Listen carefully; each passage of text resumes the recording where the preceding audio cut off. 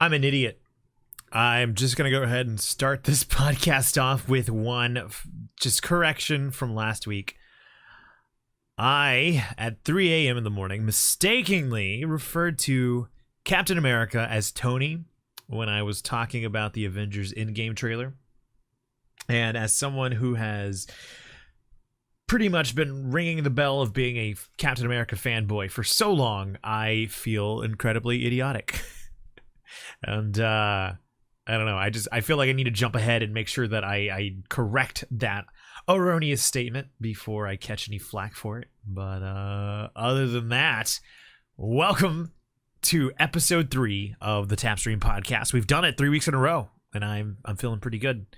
We are gonna hop in here for another episode, and I really do want to take the time to say thank you. This last episode hit 23 listens, which is not a lot in the grand scheme of things. This is not a lot at all. I feel like maybe this is an episode I'll listen to years from now and be like, what were you talking about? 23 is like nothing.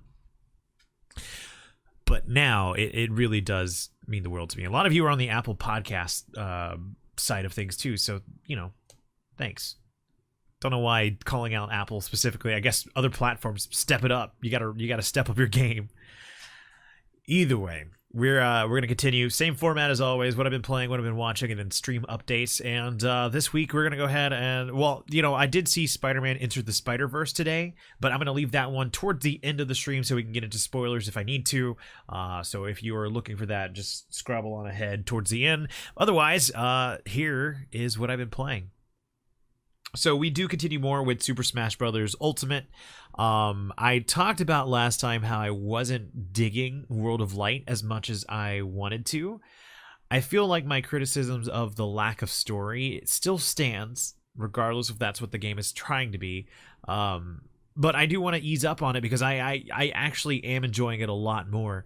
One of the biggest things that have helped me out is recognizing that there is almost a rock, paper, scissors element to the spirits that you equip to your fighter. So to just give you a bit of a rundown of what the World of Light mode is you have this overworld map that you start off as Kirby and you go to these little points and you fight spirits. Now the way these spirits are represented is, I can't think of any example off the top of my head specifically because they're obscure video game characters. So you'll come across a spirit and say this spirit is, let me use this example that I did last. I went into a Dr. Wily spirit. So the way that spirit is represented is you have Dr. Mario in his costume because kind of the Dr. Wily white robes and all that, but the way that it's happening is Dr. Wily is sending out multiple Mega Men at you. So you go into a Super Smash Bros. Fight. You're fighting all these different Mega Men that have these modifiers that make them harder to face. So where the rock, paper, scissors element comes in is, I don't remember this specifically, but say, for example, all the Mega Men have a sticker that enhances their grab ability. Then I would go in and use a sticker that I believe, if I understand it correctly, has a stronger attack spirit so that I can just kind of overpower them. That's a poor example. I'm explaining this poorly.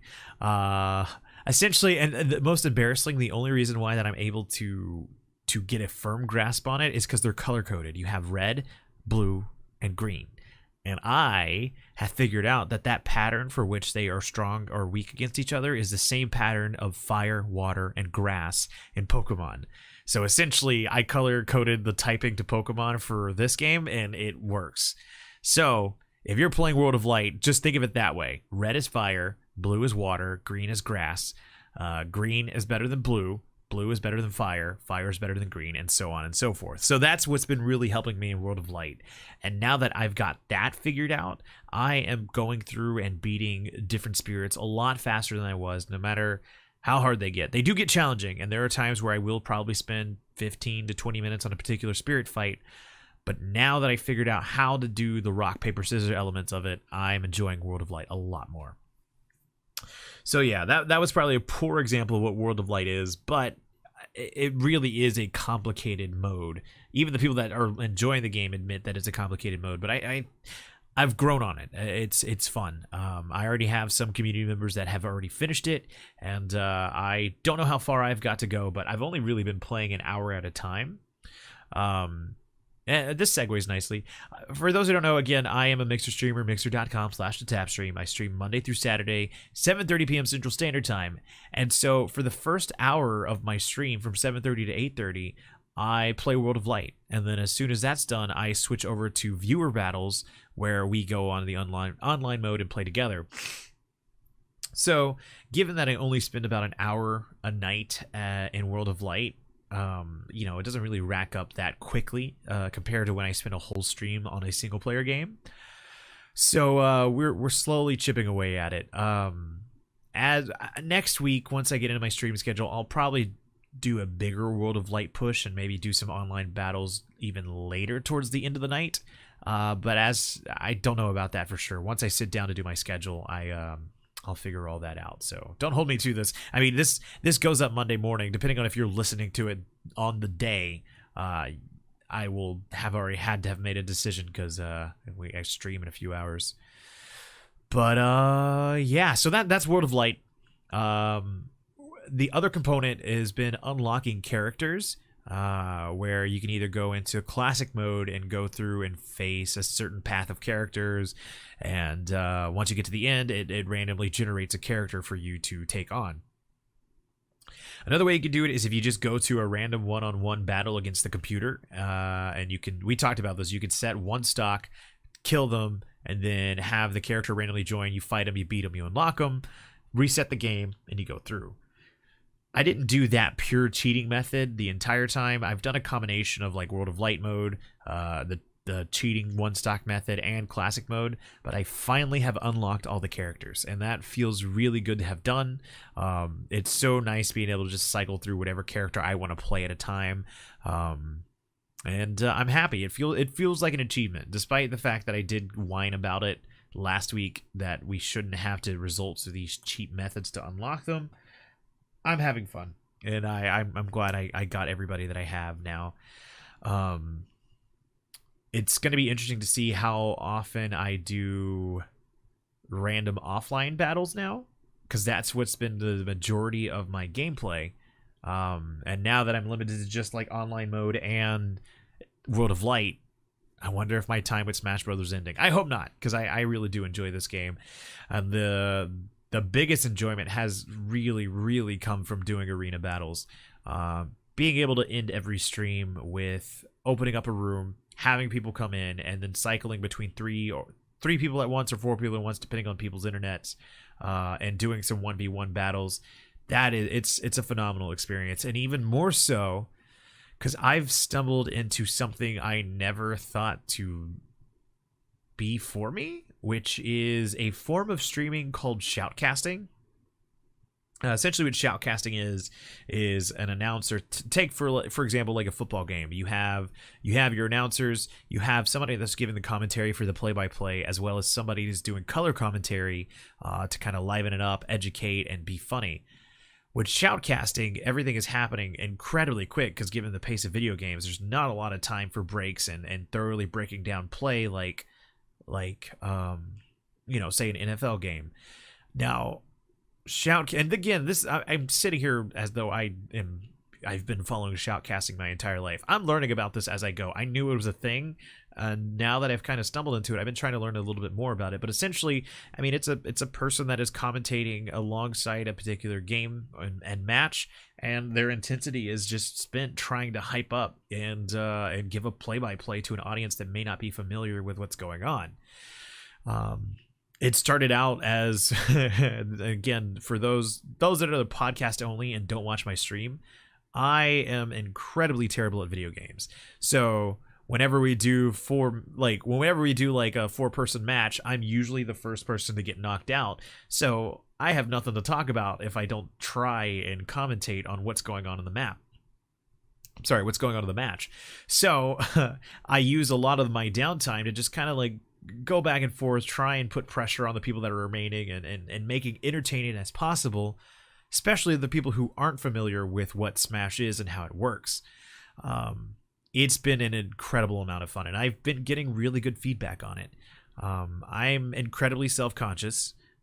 This is something that I've never really done before, and I immediately shut down anytime I get criticized. Not that anybody's criticized it.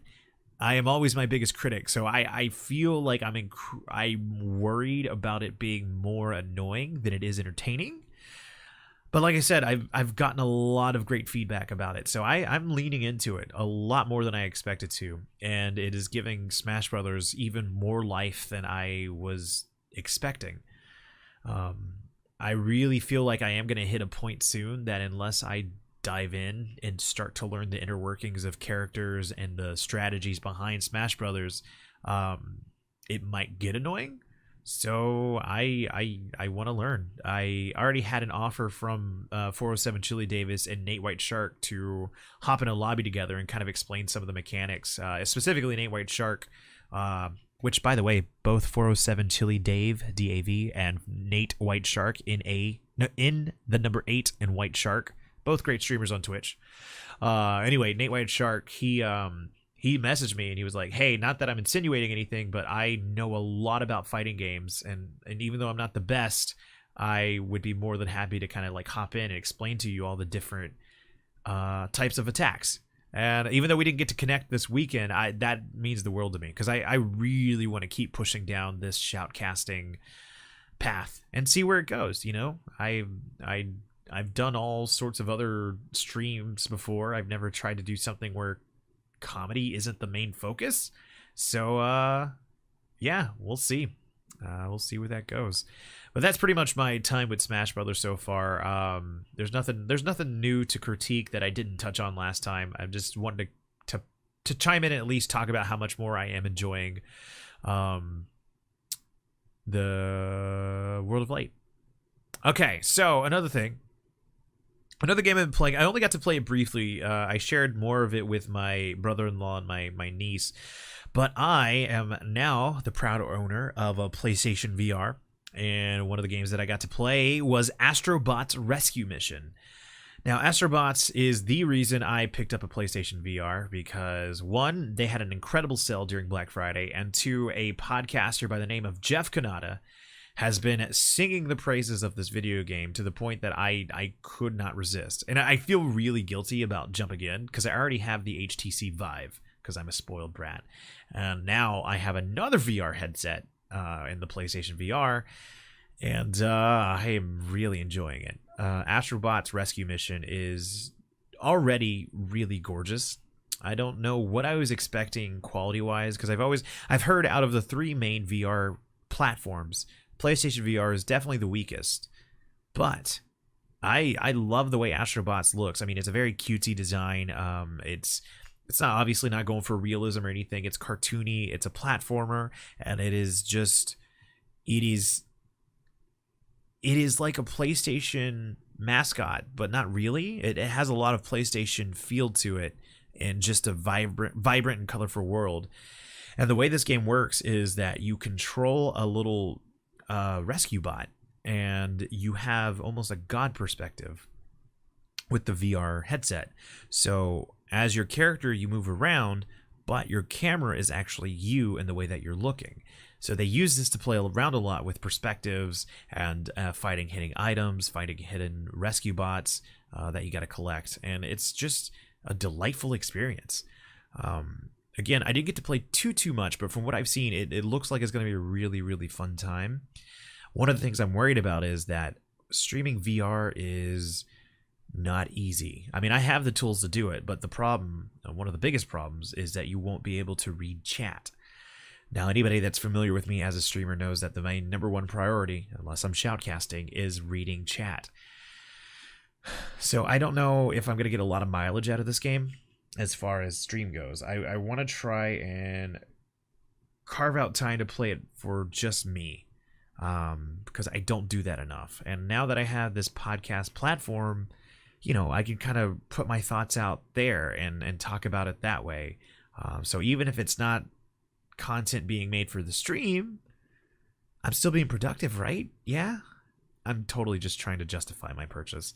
I really did get a good deal on it, so I'm not guilty about that. I'm just guilty about owning two headsets because I don't need it. I'm a spoiled brat.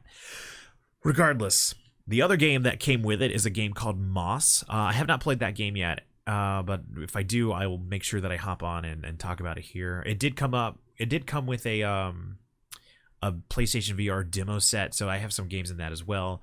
But other than that, that's all I have for VR. I do want to get Beat Saber, but I don't know if I should get it for the Vive or if I should get it for the PlayStation VR. Wow, spoiled, I know. The reason I would want to get it for the PlayStation VR is because that system is so much easier to set up than the Vive. The fact that it's a stationary VR experience means I don't have to worry about setting up the sensors for the HTC Vive. But the HTC Vive has better motion controls, and being a full-scale VR system, I can kind of be more immersed.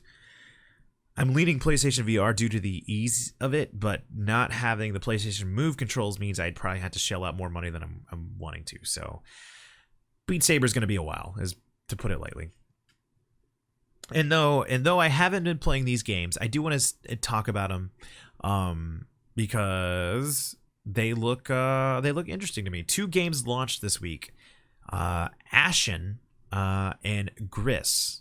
Ashen is kind of like a Dark Souls light-esque game. It has more of a cartoony feel to it. The atmosphere honestly reminds me of Hellblade: Senua's Sacrifice, but the combat and the way that you go and just find bosses to fight is very much Dark Souls. I got to watch my wonderful friend Nagellan, mixer.com/Nagellan, stream it, and it looks good. And I got to see Rocketman as well, mixer.com/Rocketman23. I got to see both of them play it, and it looks really, really interesting. It is $39.99, $40. Not really in the market to buy anything right now, just because I've kind of spent a lot in the last couple months with games. It is coming to Game Pass for the PC, which is kind of what I'm tentatively waiting for. But right now, if I wanted to, I honestly could just subscribe to Xbox Game Pass for like $9.99 for the month and then play it on my Xbox One. I got to pull that trigger, and I don't know if I'm ready for it yet. But yeah, it's definitely something I'm interested in. Maybe I'll try and find some time in between Smash Bros. But honestly, I'm kind of full steam ahead towards the end of the year and have the 24-hour stream coming up, so I don't know. The other game that is interesting to me is a game called Gris, Gris. I don't know if I'm pronouncing this correctly, if there's some special way to pronounce it, but my God, that game has an absolutely stunning art style. I have heard it described as more of an experience kind of game, but it does seem to have platformer elements to it. And of course, I'm a platformer genre fan by heart, so I want to check out this game. It doesn't seem too expensive either. I think I saw it for $15, if that. So that might be a game. Like, if I find out that game is really short, I will probably try and slot that in with some Smash Brothers. And other than that, I do have a GameFly subscription, which currently has Pokemon Let's Go Pikachu and Monster Boy and the Cursed Brotherhood out. But I ended up getting Pokemon Let's Go Pikachu for my birthday, so I'm going to go ahead and send that one back to GameFly. And I have Mega Man 11 at the top of my queue, and I'm hoping to get that in fairly quickly. I'll probably end up sending both games back now that we're kind of past the big releases of the holidays. I don't need to have 2 games out at once. I only really did that to kind of help cycle through games throughout the tail end of the year and stream as much as I could. But yeah, as far as like Mega Man goes, I've never played a Mega Man game all the way. They were incredibly difficult. Because I have like the Mega Man Legacy Edition, and it was incredibly difficult to try and stream that game. Mega Man 11 doesn't seem like it's easier per se, but it's more vibrant and colorful, and I watched Mark Brown do a Game Maker's Toolkit video on it. So I'm interested. I really want to check that game out, and hopefully I get it in soon. More stuff to try and slot in between the limited time I have remaining in 2018. But that'll about do it for my what I've been playing. We're going to go ahead and jump into what I've been watching. I only have one thing to talk about, but boy, am I excited to talk about it. I got to go see Spider-Man Enter the Spider-Verse, and it is up there in the top 5 movies of 2018, I believe. This is all pure, like, just shooting from the cuff. But if I were to go pure emotions right now, Spider-Man is easily in the top 5, and recency bias be damn, it is just stellar.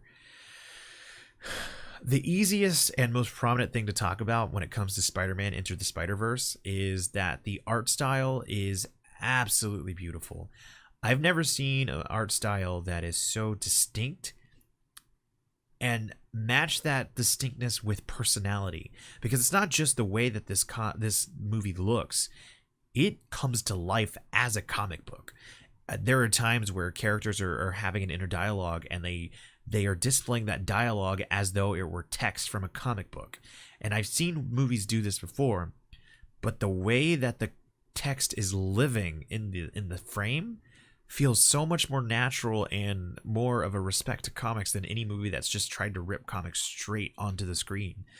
And then the way that there will be, moments where Miles Morales is like running through a heavy traffic, and he'll hop over a car to safety, and for a brief moment as he's over the car, the screen inverts, the colors changes, and then it's just like a half a beat in that inverted screen, and then it continues on with the action.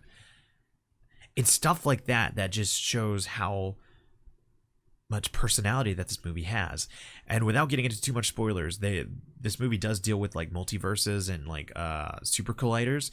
There are moments where super colliders are going on screen, and the way that realities are bending and clashing into each other is just it's just visually beautiful. I'm running out of ways to describe how great this movie looks, but it does, and I'm so happy that I got to see it. Now, as far as the visuals go, it matches it with an incredibly heartwarming story, and I think one of the biggest things to talk about is how this story is conscious of how much origin story fatigue people have, especially when it comes to Spider-Man. I feel like every time the idea of Spider-Man keeps getting brought up, people are like, oh my god, this is like the 20th reboot of Spider-Man, I don't want to see another one, and so on and so forth. Which, as a Marvel Cinematic Universe fanboy, that irked the hell out of me every time people were talking about how, like, oh, I don't need to see another Spider-Man, when Tom Holland was getting thrown into the mix. And it's honestly one of the better live-action Spider-Mans, so I don't know, I'm getting on a tangent. Regardless, Into the Spider-Verse is very much conscious of how little interested people are in origin stories. So instead, they elect to tell a more coming-of-age story centered around Miles, and to me, that is where this story really shines. You do have these different Spider-Mans coming in from, Spider-People, I should say, coming in from different universes, and they become almost like mentors to Miles Morales as he tries to deal with his newfound abilities. Now, I can't get into too much detail, obviously, because of spoilers, but it really works. Having them all cognizant of how just bizarre being mashed together in a singular universe from different ones, it helps. The zaniness helps make the emotional moments feel that much more heartfelt, and it swings between those two tones wonderfully. And I don't know, man, I teared up. There are definitely moments where I teared up in this movie, and it's fantastic. The soundtrack that they use as well is also fantastic. Fantastic. Here we go again. No edits, Trey. Just keep pushing forward. Think. What else do I want to say about this movie? I will say I want to see Sony Pictures continue on this path, and I hope that this movie becomes almost like a reversed engineered Avengers movie, whereas the Marvel Cinematic Universe spent all this time doing solo standalone movies and then built up to the Avengers. This one almost feels like it's an Avengers of Spider-Man, and I wouldn't be disappointed to start seeing each universe have their own movies, because you had the noir Spider-Man, you had Spider-Pig, you had Spider-Gwen, you had Spider-Man Peter Parker, and then you had Spider-Man Miles Morales. Any one of these characters, I believe, could have their own origin story. I'm sorry. Wow, that goes in contrast to what I was saying. Each one of these could have their own singular story, and I think it would be incredibly entertaining. Jake Johnson as a midlife crisis Spider-Man was something that I didn't know I needed. believe Haley Steinfeld plays Gwen Stacy. I mean, she's absolutely perfect as Gwen Stacy. And even though I don't know a lot about the character themselves, I'm invested. I want to know more about her and would love to have a standalone movie for her. Spider-Man Noir would be not the silliest one, but it would be silly fun, and I would be down for it. But Miles Morales, this is where I have issues. I don't want to say Miles Morales doesn't get time to shine as Spider-Man, because he definitely does. But I'd be really interested in seeing a continuation where we get to see Miles Morales be front and centered alone. And I'm really hoping for that. So again, reverse engineered Avengers movie. I think this movie is definitely ripe for potential. If Sony is smart, I almost feel like this is the route for them to go, to just stick to the animated stuff and let Marvel Studios handle the live action stuff. Because Venom, oh man, everything but Eddie Brock and Venom's relationship was just a pile of trash. And a lot of that has to do with Tom Hardy being fantastic. But everything about that was a pile of trash. And so I hope they just stick to the animated stuff and really flesh that out. Because they really have a good foundation for a universe here, which is what they really seem to be interested in. So yeah, Into the Spider-Verse is a really great film. I highly recommend it. If you love superheroes, if you love Spider-Man, this is the movie to go. It's incredible to me how this movie shows such reverence for the iconic status of Spider-Man while still paving the way for all the different incarnations. And it proves why Spider-Man is one of the most relatable characters of any superhero. Because at the end of the day, they're just a singular person trying to juggle ordinary life with doing the right thing, knowing that full well, if you're capable of doing the right thing, that is your duty to do it. And this movie is just singing that mantra the entire time. All right, so yeah, that is Spider-Man Into the Spider-Verse. I did hold it out for the beginning because I thought maybe I'd get into spoilers, but nah, there's not a lot of spoilers. I will say this though, knocking on the doorstep of spoilers, keep your eyes peeled. This movie is chock full of Easter egg references, and I had so much fun trying to pick them out, and I think you will too. All right, everybody, we're going to go ahead and wrap this podcast up with some stream updates. December 29th is fast approaching. That will be 3 years that I have been streaming under the name TheTapStream. Last year, we celebrated this date with a 24-hour stream playing Legend of Zelda Ocarina of Time for the first time. And I want to kind of keep that tradition alive. So this year, I am going to be streaming or attempting another 24-hour stream. We're going to be playing The Legend of Zelda Twilight Princess, and it'll be my first time as well, and I gotta say I'm getting really nervous. The last 24-hour stream was definitely hard.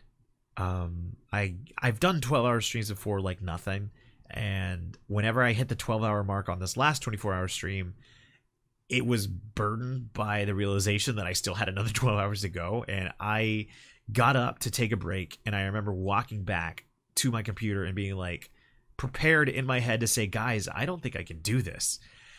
But I stuck it out, and I somehow made it to the 15-hour mark, and I kind of got second wind, and I was fine. And everything was pretty much cruising until about the 18-hour mark, and things slowed down, picked up again around the 22-hour mark, and then the last hour just, I don't want to say dragged, because that feels like it's a negative experience, because I did have fun, but my God, everything was just getting real weighty, and I was pulling into the station. So I'm tasked with trying to do it again. I've already announced it on a lot of places, so I had to follow through. And it's exciting. It really is. I like the idea of doing a 24-hour stream to kind of celebrate, 3 years and everything we've done. It's a great way to really hang out with the community, and it's a recognizing that not everybody can make a stream, and especially when I only stream at a certain window. 24 hours gives the most amount of people the most amount of time to just come hang out and, let me say thanks to them for everything they've done throughout the year. With that being said, though, I don't have any concrete info, but the closer we get to that, that means the more I'll be taking some breaks. one just to like catch up on some sleep, because 24 hours I need to be well rested. I can't kind of half-ass it and just like, you know, be tired and exhausted. Which, fun fact, I don't think a lot of people know this. I had the same strategy last year where I didn't stream. I think I streamed that Monday and then took the rest of the days off. I was supposed to be in bed by 8 every night that night. But what a lot of people don't know is that we also simultaneously launched TheTapStream.com at the same time. So I was spending a lot of time with my friend Chris, Dear Christopher on Twitter, working on the website. And by working, me just watching him because he's the genius and I'm just the dreaded idea guy. So yeah, I ended up not getting as much sleep as I was supposed to leading up to the 24-hour stream. So fingers crossed I don't do anything stupid this time and actually get some rest. And as far as like planting the seed of less streams, I do want to go ahead and say this. I'm fully aware that not everybody listens to the podcast that also watches the stream, but I want to start kind of giving you guys a preview of what I'm feeling for season 4, year 4 of the Tap Stream. I have been streaming as much as I can, any chance I get, for the last couple of years. I started off usually doing one stream a week. It was only a Saturday, and then from there I started doing Tuesdays and Saturdays, then Tuesday, Thursday, Saturdays, and then some variation of 3 streams, and then eventually working towards doing a Monday through Saturday stream, which is what I've been doing for the entire year, I would say. I really think that in 2019, I'm going to be moving back down to 3 streams a week. And it has nothing to do, like, I don't want to give any panic about like quitting. Quitting is not within my vocabulary for streaming. But I'm starting to wonder if maybe focusing on quality over quantity at this stage of my streaming career might be more beneficial than trying to be on every night. Man, this is really hard to talk about because I don't want to sound ungrateful, but I almost feel like I can use that downtime. Or let me back it up again. I feel like I've spent the last 3 years working on my craft as a streamer. I'm entertaining. I'm witty. I know how to run a good stream. I'm very engaging with the chat. I keep conversation going, and I'm dangerously close to patting myself on the back, but I know I'm a good streamer. But being good isn't good enough anymore from every marketing book that I've been reading lately, and I need to work on getting eyes on what I'm doing. Now that includes marketing, the business strategy, and creating shareable content that people can use on social media to just know what I'm doing. So as much fun as I'm having streaming 6 days a week, I feel like I can go back down to 3, learn the business side of streaming, learn more marketing strategy, and really focus on building like highlight reels on YouTube and content for Instagram and Facebook and Twitter, and really just putting what I'm doing in front of people to get attention, so that when I do stream, we're featuring larger numbers. Again, it's hard to talk about because I don't want to sound ungrateful, but if I'm going to go full time, I need to keep growing the stream. So that's what I'm thinking. I really feel like moving down to 3 streams a week is going to be beneficial to me. It'll pain me because I've spent the last 3 years just of the mindset of like stream. But I'm starting to think maybe that philosophy doesn't work anymore. So I don't know. It's going to feel weird. I feel like if I just start doing a slow rollout of warning people about what's going on, it'll be a little bit easier to stomach.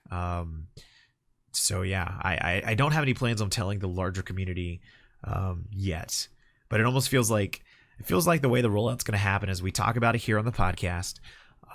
Then I start talking about it on probably the Discord, and then talk about it live on stream, and then finally announce it on Twitter, just to kind of be a slow rollout for people to ease into. But we'll see how it goes. Maybe I do it for like the first 3 months of 2019, and if I don't like it and I feel like I'm actually hurting myself more than helping myself, I'll just jump back and go to doing 6 like I normally do. We'll see. Streaming's weird, man. Streaming's really weird. if I weren't so goddamn in love with it, I would have quit by now. Oh man, this will be fun to look back on. But yeah, we'll see. All right, everybody, we're wrapping things up. I want to do what I did last week because I did get a response. Thank you, Aeroken. I want to know what's been the highlight of your week, of this past week, or last week, I should say. What made you really happy? If I had to pick a singular moment, for me, it would most likely be my birthday. December 14th is my birthday. Getting to spend time with the family was great. We went out to dinner. We hung out, played some VR with my brother-in-law and my niece. Spoiled by my mom and dad, had cookie cake, typical birthday stuff. And then, of course, I had community members wishing me a happy birthday as well. Got some gifts from them, too. And I just, it felt nice. It was, like I said, the highlight of my week. But what about you? At me on your social media platform of choice and use the hashtag TapStreamHighlight, and I'd love to know. But hey, maybe you got a question. If you want to ask me something or anything at all, askthetap@gmail.com. I'd be happy to have anything that you want to be answered, and we could talk about it. But until next time, if you did enjoy the stream, don't forget to subscribe to it, comment, rate, star it, whatever it is you need to do on your platform of choice. Make sure you do it, because I am available on a lot of podcast platforms, specifically Apple iTunes, Spotify, Google Podcasts, Podbean, and Pocket Cast, and more. So it would be beneficial to me if you continue liking it and doing the thing and listening, sharing it with your friends if you think any of them would be interested in the pop culture shenanigans we got going on. And of course, you can always find me at TheTapStream on Instagram, Twitter, Facebook, YouTube, as well as mixer.com/TheTapStream, where I do stream Monday through Saturday, for the time being, at 7:30 p.m. Central Standard Time. And if you want to join our community and be a part of this wonderful family we got going on, TheTapStream.com, look to the menu bar and you will see a Discord link. If you click that, you will be granted an invite link. It is open to anybody. Come join us, come hang out with us, and celebrate the day with us. Until next time, I love your faces, everybody, and I will see you around. Keep celebrating, everybody.